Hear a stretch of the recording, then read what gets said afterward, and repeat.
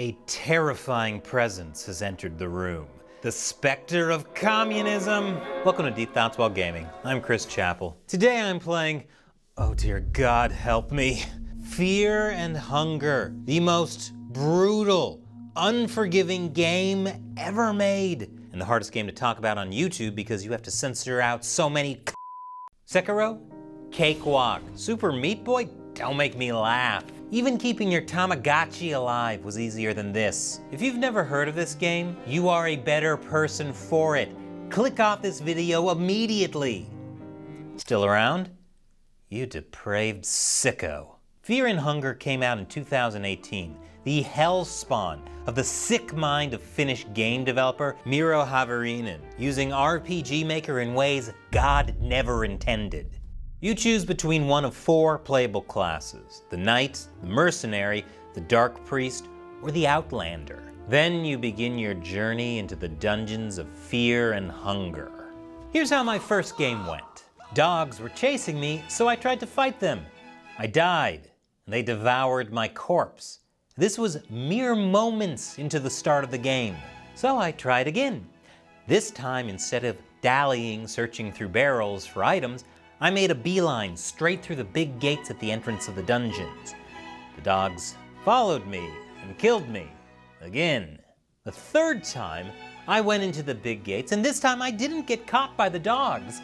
I got caught by this guy and his stinger, and he cut off my arms and knocked me out.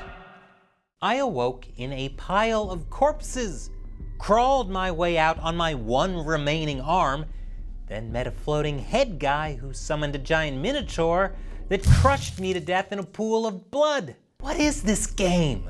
And it only got worse from there. Fear and Hunger features dismemberment, sexual violence, and permadeath. Yes, every time you die, you go back to the very beginning of the game.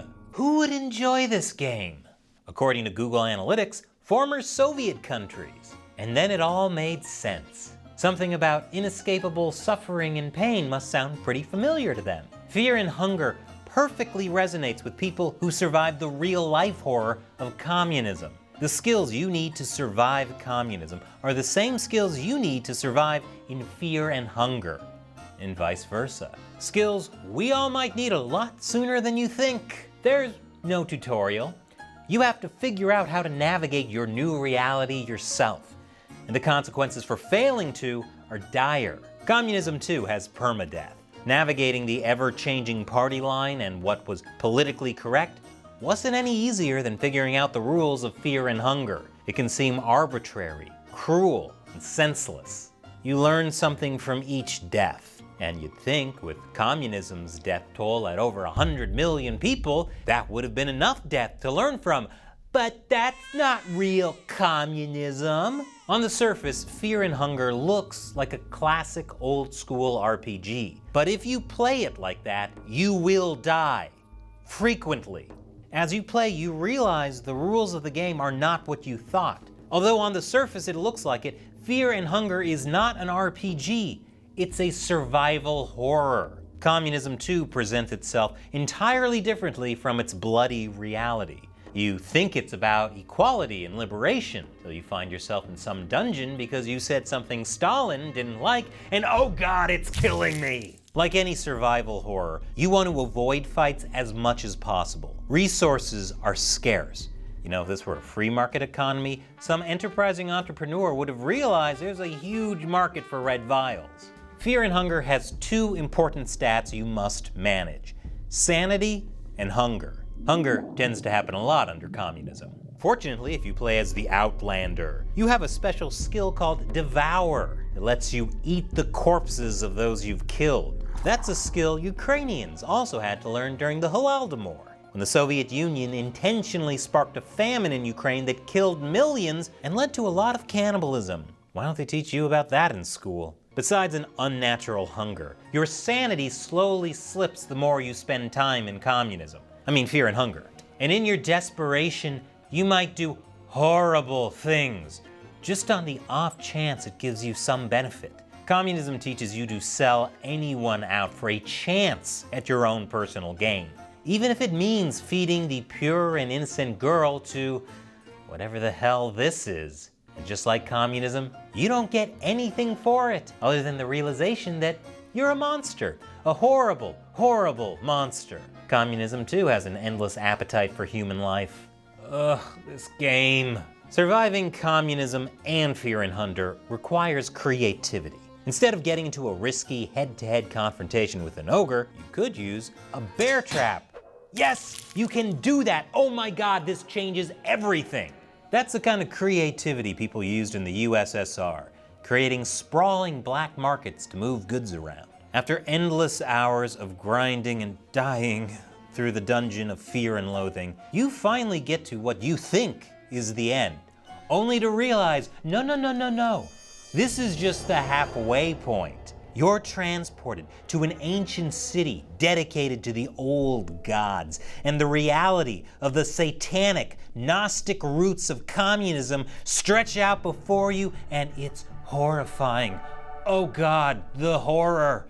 The horror. There's no escape from this place. Like George Orwell said, if you want a picture of the future, imagine a boot stamping on a human face forever. Communism destroys bonds of family and friendship, turning people against each other. Even the ones who seem harmless, like they would never hurt you, become enemies. Maybe feeding her to the human Hydra wasn't such a bad idea. But perhaps the real lesson of Fear and Hunger is that violence isn't the answer. You want to avoid fights, even in the best case scenario, where you win without losing any limbs. You don't get anything for it. No experience points, you can't level up, no items, nothing. Fighting also proves to be equally useless in communist systems.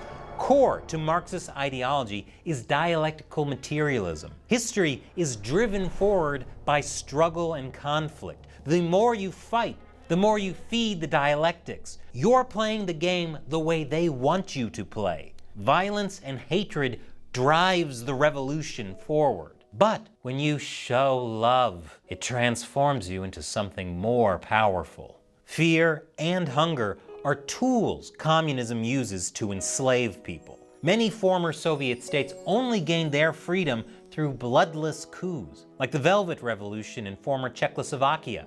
They learned to show love. And with the fall of the Soviet Union, one by one, communist states around the world crumbled. Humanity finally walked out of the dungeons of fear and hunger, and a new era began. But oh wait, oh God, there's a sequel. Communism wasn't defeated. It's happening all over again. Oh God, oh man, oh God, oh man, oh! Thank you for watching Deep Thoughts While Gaming. And remember, Sylvian loves you.